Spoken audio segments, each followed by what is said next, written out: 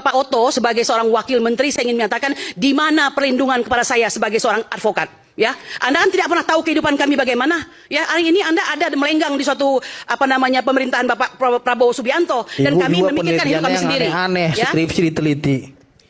Skripsi diteliti. Anda tahu tidak? Skripsi itu mengenai hal yang besar, ya. Joko Widodo sudah masuk dalam administrasi negara. Kenapa teliti aja ijazah ibu gitu loh, dari SD sampai SMA. Kenapa nggak presiden-presiden lainnya juga ibu teliti? Kenapa hanya Jokowi Pak Aiman, saja?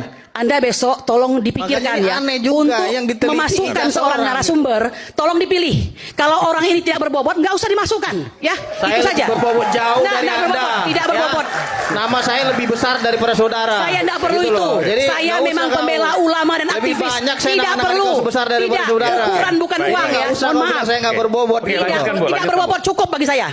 Kamu yang nggak berbobot. Sangat paham tidak berbobot. Kau tidak mengerti bagaimana membela umat. Kau tidak mengerti bagaimana membela ulama. Kamu Tidak mengerti. Menjual nama rakyat untuk tidak pernah menjual.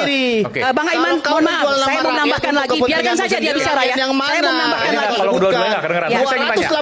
284 juta rakyat Indonesia memilih Joko Widodo sebagai presidennya. Itu. Bang Aiman, ini penting sekali ya untuk saya sampaikan.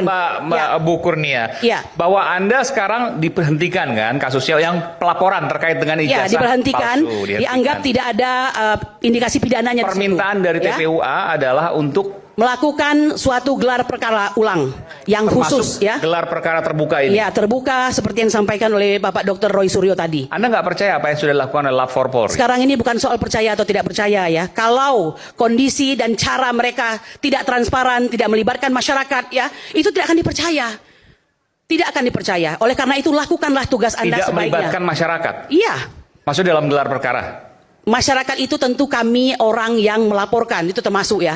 Dan masyarakat tidak bisa menilai apapun. Tahu-tahu sudah ada hasilnya, identik dan tidak ditemukan indikasi pidana. Dan dikatakan asli karena sebut asli waktu. Satu lagi Mas Aiman, mohon maaf saya ingin menyampaikan ya. Silakan. Mengapa saya katakan tadi ini harus menjadi tuntunan bukan tontonan?